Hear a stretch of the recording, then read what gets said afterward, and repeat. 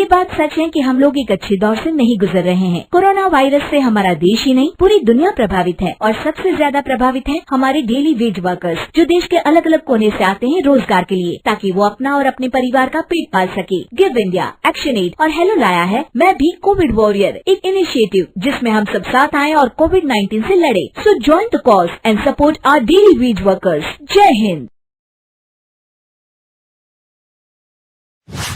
रजनी को बचपन से ही पेंटिंग का बहुत शौक था।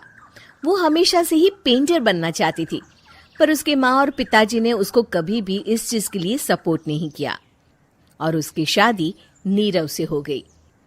नीरव रजनी को बहुत प्यार करता था, पर रजनी हमेशा चुपचाप ही रहती। वो इस शादी से खुश नहीं थी। वो ये शादी नहीं करना चाहती थी। उसे तो हमेशा से पेंटर जो बनना था। अपने इस सपने को वो नहीं पूरा कर पाई, इसलिए वो हमेशा उदास रहती थी। रजनी, बहुत ही बढ़िया फिल्म लगी है, कल देखने चले?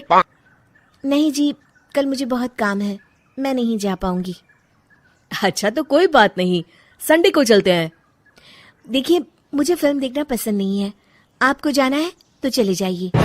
नीरव को मना करके रजनी वहां से चली जाती है और अपने बैग को खोलकर उसमें बंद पड़े ब्रश और कलर्स को देखकर रोने लगती है। रजनी, चलो ना कहीं बाहर खाने चलते हैं, कुछ तुम्हारी पसंद का। जी, मुझे नहीं जाना, मेरी तबीयत ठीक नहीं है। रजनी वहां से चली जाती है। नीरव को समझ नहीं आता कि रजनी उससे इतना दूर क्यों रहती है। वो जब भी उसके साथ वक्त बिताना चाहता है, रजनी कोई ना कोई बहाना बना देती है।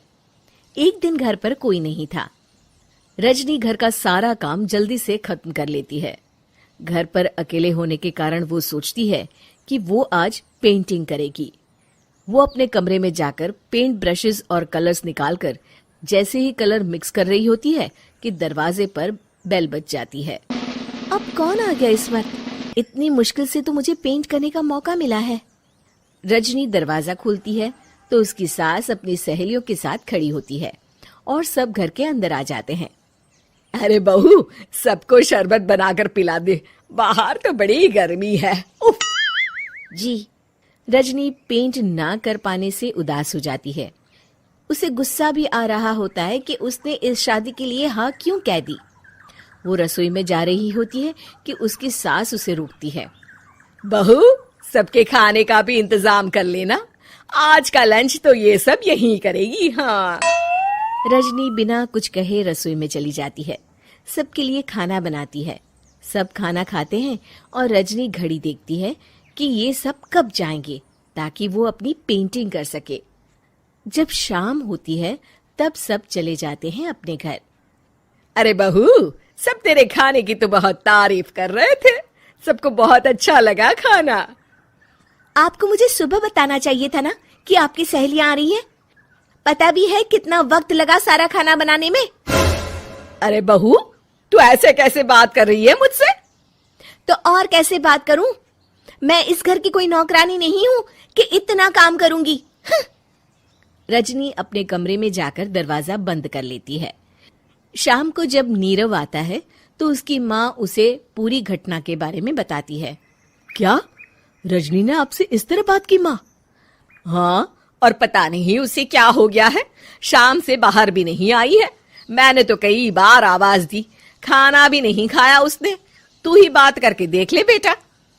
नीरव अपने कमरे का दरवाजा खटखटाता है। रजनी, दरवाजा खोलो, मैं हूं। रजनी दरवाजा खोलती है और फिर वापस जाकर अपने बिस्तर पर लेट जाती है। रजनी, माँ से बात करने का ये क्या तरीका है?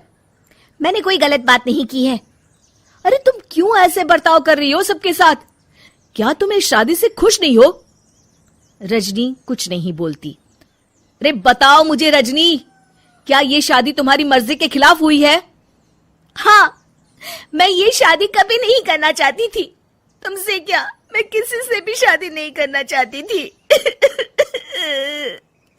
रजनी रोने लगती है। चुप हो जाओ रजनी, बताओ मुझे, तुम क्यों नहीं करना चाहती थी शादी?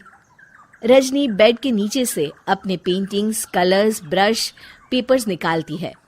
इतने में उसकी सास भी कमरे में आ जाती है। ये देख रहे हो, डॉक्टर बनना चाहती थी, पर माँ पापा ने कभी सपोर्ट नहीं किया और मेरी शादी करवा दी। मेरे सारे सपने टूट गए। हर वक्त बस गुस्सा आता रहता है मुझे। मैं जानती हूँ कि आप लोगों की इसमें कोई गलती नहीं है, पर मैं क्या करूँ, मुझे समझ में नहीं आता।